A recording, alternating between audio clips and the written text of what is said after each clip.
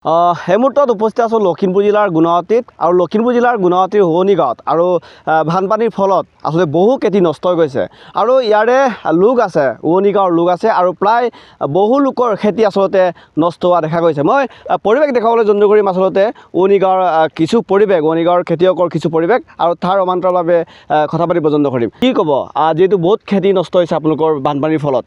হয়, আমি ভবা নাছিলোঁ। আমি 2-3 বছৰ আগত ইমান ডাঙৰ এটা বানপানী আহিব বুলি আমি গম পোৱা নাছিলোঁ ৰাইজে। এইবাৰ যেনেধৰণে পানী আহিছে আৰু যেনেধৰণে হৈছে আমাৰ গোটেই খেতি নষ্ট হৈছে। আমাৰ গুণাৱতীৰ হোৱনি গাঁও, নাহৰণি, মাহাৰা বৰচাপৰি, উৰিয়ামতলা, বালিপেটা এই গাঁওকেইখনত যথেষ্ট ৰাইজে খেতি আগতীয়াভাৱে লগাইছিলে। তাৰপিছত গোটেই খেতি মুঠতে পানীত মৰি থাকি গ'ল।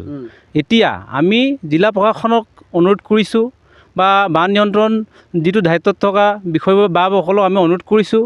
আমাৰ লোকসভা সাংসদ মহোদয়ক অনুৰোধ জনাইছোঁ তৎকালীনভাৱে এই ইনভেষ্টিগেশ্যন কৰি পেলাই এইবিলাক গাঁও ক্ষতিপূৰণ দিব লাগে আৰু দিয়াৰ ব্যৱস্থা সোনকালে কৰিব বুলি আমি আশা ৰাখিছোঁ।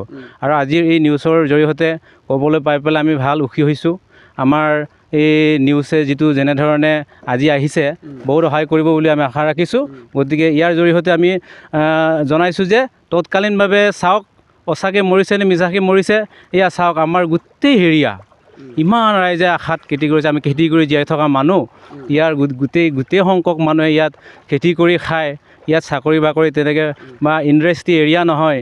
গতিকে সোনকালে ইয়াৰ বিহিত ব্যৱস্থা ল'বৰ বাবে আমি অনুৰোধ জনাইছোঁ। যিহেতু এটা মাতাৱৰী ভঙাৰ ফলত যিহেতু ইয়াত পানী সোমাই বহুত খেতি নষ্ট হৈছে আৰু স্থানীয় লোক আছে, মই কথা পাতিব যত্ন কৰিম। আপোনাৰ ওচৰলৈ আহিছোঁ মই।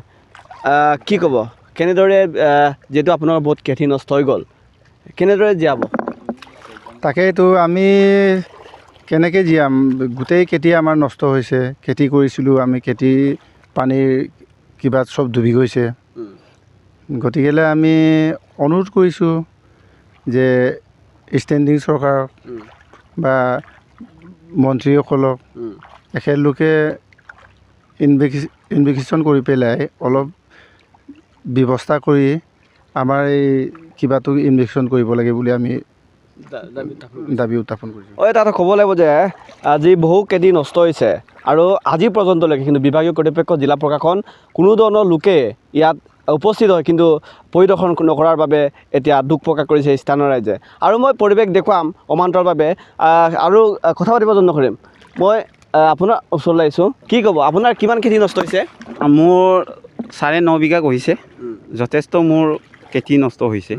গতিকে আমাৰ কিহৰ কাৰণে এনেকৈ পানীটো এবাৰ উপদ্ৰৱ হৈছে? আমাৰ যিটো চেক বান্ধ কলিয়নি সেইখিনিতে আমাৰ PW মাথাউৰি এখন চৰকাৰৰ ফালৰ পৰা দিছিলে। এইখিনিক এনেকৈ ভঙাৰ কাৰণে এনেকৈ উপদ্ৰৱ হ'লে এবাৰ পানীটো।